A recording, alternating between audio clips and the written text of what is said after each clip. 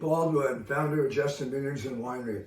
What a treat it is to be here with you this evening. Well, actually, I'm not there with you. I'm here in my home wine cellar, surrounded by many, many vintages, of course, of Justin wine. What a surprise. And I'm not there with you. I can't share the evening with Chris and Mary, and I'm sure all of those of you are assembled. It looks like a great menu. I wish I could be there to share with that. Looking back, it must be 7 or 8 years that I have been allowed to be in person in San Diego with you all, and this is sort of a different way of doing it, but we'll get the job done. We've got 3 incredible wines that we're going to share with you this evening. All red, which is great, of course. A Cabernet, my favorite, personally, Justin wine, Justification. And then, of course, the well-known Isosceles. We've got 3 different vintages, well, 2 different vintages, 2018 and 2016. And I'll come back and explain a little bit about the vintages. I thought what I would do up front is just share, for those of you who have not had the opportunity previously to try my wines, or for me to share them with you in person, so tell you just for a minute or so a little bit about me and a little bit about Justin Winery, if I can, please. Now, I started out not in the wine world, but rather in the banking world. That was my first foray, I suppose, into the world. Not only in California, where I worked for a number of years with the Union Bank. I'm sure you all know Union Bank. I started off in New York in the investment banking world with Merrill Lynch. Went to London, where I lived and worked for a number of years. From there to India. From India to the Far East, Singapore, Hong Kong, Kuala Lumpur. Throughout all that, perhaps the most defining attribute was I had a great expense account. And I had the opportunity to try wines I perhaps otherwise never would have been able to have enjoyed. And that got me hooked on wine. I vowed, personally, that at some point in my life, I'd like to try to make wine, never imagining that I would actually leave my banking job and become a full-time winemaker, and at this stage again, proprietor and founder of a winery 40 years on. I have to go back and think about this. In the early 1980s, there were just a handful of wineries in Paso Robles. When I say a handful, I mean it. I could count them all on one hand. And nationwide, there are less than 200 wineries across the United States. Fast forward to today, we've got 15,000 wineries nationwide. We're knocking on the door of 400 wineries in Paso Robles alone. It's amazing to see the changes that have occurred in that period of time. Now, I'm assuming because you're all in San Diego that you know where Paso Robles is, but let me define within Paso Robles where Justin is, because we're the furthest west and the furthest north and the highest in elevation of any of the vineyards and winery. In fact, if you were to go due west from Justin Winery, just about 5 or 6 miles, you come to the Hearst Castle, and of course beyond that, you'd end up in the Pacific Ocean. We're up as high as 2,000 feet in elevation on limestone calcareous soils, which are important because they absorb moisture during the rainy season and give it back during the growing season, and allow us not to have to irrigate the vineyards. And that's a sort of a byline of Justin Winery, is we don't want to irrigate the vineyards. And so, in fact, we don't. All we want, the grapes rather, that were used in making this wine this evening were grown on vineyards without the use of irrigation. Therefore, the term dry farm. Pretty straightforward, I suppose. Now, high elevation, as much as 2,000 feet. I tell people that contrasts with city limits at Napa, for example, which are just 17 feet above San Francisco Bay. Or Bordeaux, where a large number of our competitors exist. The highest elevation in Bordeaux is 60 feet. That's it, 60 feet above the Gironde River there. And when you're up at that elevation, the topsoils are exposed because they've just eroded off over the years, exposing that poor underlying soil, in this case, limestone. And we're not going to enjoy any white wines from Justin this evening. If we did, in particular Chardonnay or Sauvignon Blanc, you'd see that flinty minerality, that sort of chalky character of the limestone reflected in the wine. In these wines, you'll see it reflected in a more softer palate. They won't be as astringent or as cloying on the mouth that you might imagine, because these are fairly young wines. So high elevation, non-irrigated vineyards grown on limestone soil. Justin Winery within that, far, far west, We have it at the winery. If you haven't been there, we certainly want you to find the opportunity or make the opportunity to come and see us and not only enjoy the wines in our tasting room, either in town where we have one tasting room or at the winery itself. If you come to the winery, perhaps you'll stay for lunch. We have an incredible chef, an incredible restaurant team that was just written up by the Michelin Guide. Or if you're really lucky, because there's only 4 of them, you'll stay in our imaginatively named inn, the Just Inn. That would be great if you can make that happen. So we don't have a lot of time, and we're here to drink wine. So let's talk about the 3 wines, if I may. They're all from Paso Robles. They're all estate grown, produced, and bottled, which means just what it says, that we grew the grapes there. We made the wine there. We bottled the wine there. We aged the wine. And 2 of the wines case, even after the wine was bottled, it was further aged. Now, vintages are very important in winemaking, and we have 2 vintages represented here. We have the 2016 and we have the 2018. We have two wines, the first and last from the 2018 vintage. Both 2018 and 2016 were dry years. We had a limited amount of rainfall. 2016 in particular was a really dry year. And again, assuming that you're all Californians, you know that we've been in a drought situation here in California. Other than in 2017, that's it, drought years. And that's, from a winemaking perspective, a good thing, because most flavor and color from wine comes from the skin of the grape. So the smaller the diameter of the grape, the more concentration of flavor, the more extraction and depth of color we're going to get from the wine.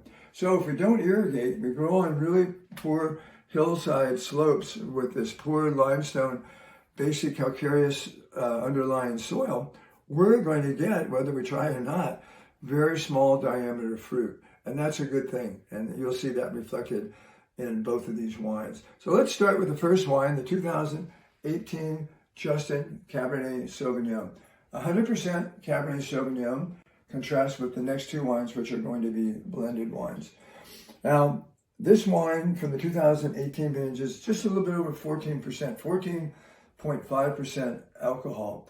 I'm not going to go through, because we don't have enough time to go in detail on how I taste wine. I call it the 5 S's of tasting, but I'll go through it fairly quickly. However, if you just go on Google and you look up Crush It with Justin, you will find tutorials on how I taste wine, how to decant wine, how to match and pair wines with different food groupings, etc.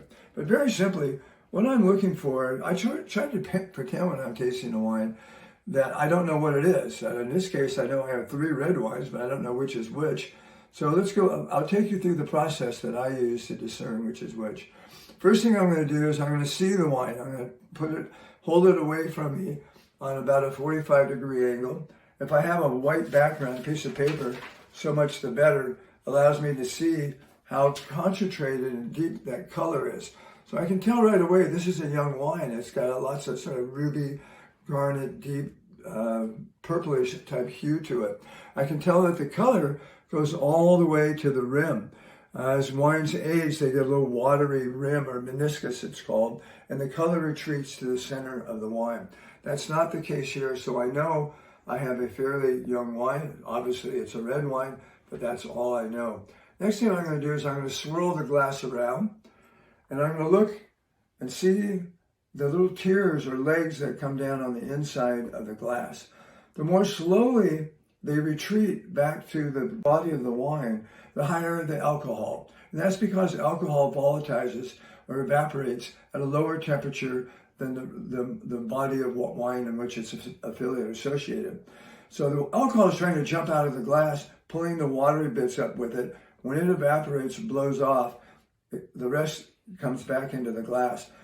More alcohol, stronger pull, less alcohol, less pull. More quickly, the tears, or legs as they're called, will return to the glass. Now, I've done this a lot. I can tell that this is a moderately alcoholic wine. It's not an overly alcoholic wine, but as I said, it's 14.5% alcohol. So I can tell, I would be able to say, well, this is probably a New World wine because it's a little bit higher in alcohol than I think of an Old World wine. Let's go to the more important. Let's take a sniff, okay?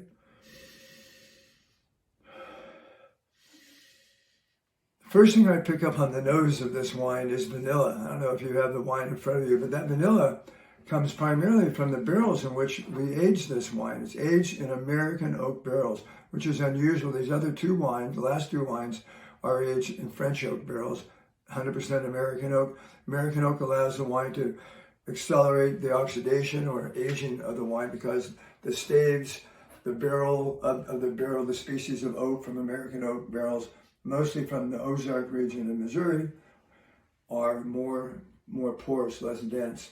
And now let's take a sip.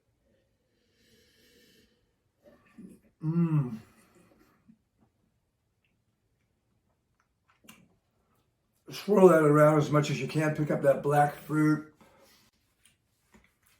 with a spicy character to it. Like I said, these are forward but soft on the palate. They're accessible. They're not so tight and wound up that you can't enjoy them.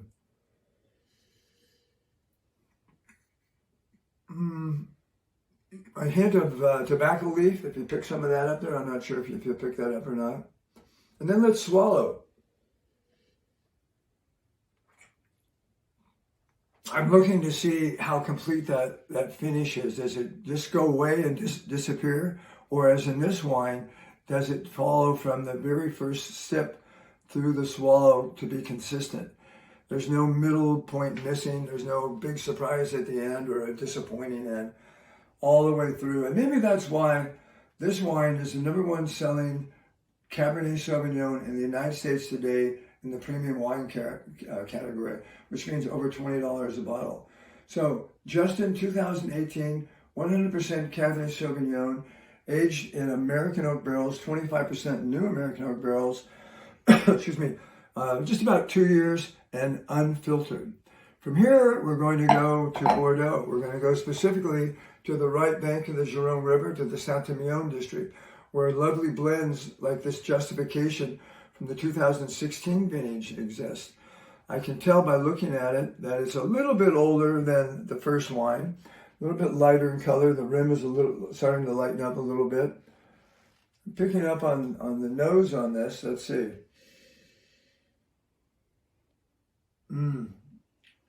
Strawberry. I get a lot of strawberry. I forgot, I'm looking at this. It has 15% alcohol, so not too terribly different from the Cabernet we had before, but it looks lighter. Let's take a sip.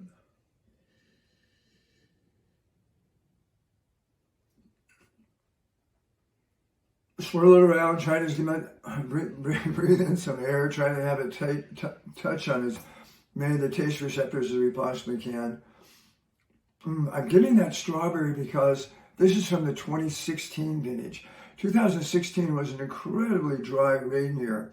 And so the Cabernet Franc portion of this, because this is 57% Merlot, 43% Cabernet Franc, not Cabernet Sauvignon, but Cabernet Franc. The Merlot is noticeably higher than I would normally add in this blend. Usually the Merlot percentage is somewhere around 40%.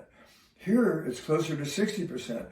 And that's why, and the reason why, is I needed more Merlot to hide the tannic acid, the more bitter component in the Cabernet Franc when this wine was young, as it still is.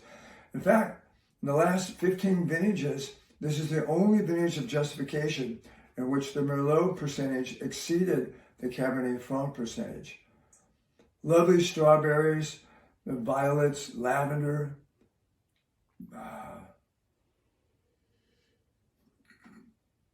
That classic giveaway for me. Blueberries, nice strong finish, lighter fare. It's a great wine with duck, great wine with Gruyere cheeses. Lovely wine. One last wine, Isosceles, named for the fact that there are three different varietals that make up the blend. This vintage is 83% Cabernet Sauvignon, 9% Merlot or Merlot, and 8% Cabernet Franc. Unfiltered, aged as the previous wine was as well, in 100% new French oak barrels for 2 years, taken out of the barrel, put into the bottle, aged for another year in bottle, and then released. This is from the 2018 vintage. It too is 15% in alcohol. a lovely wine. Let's try this wine.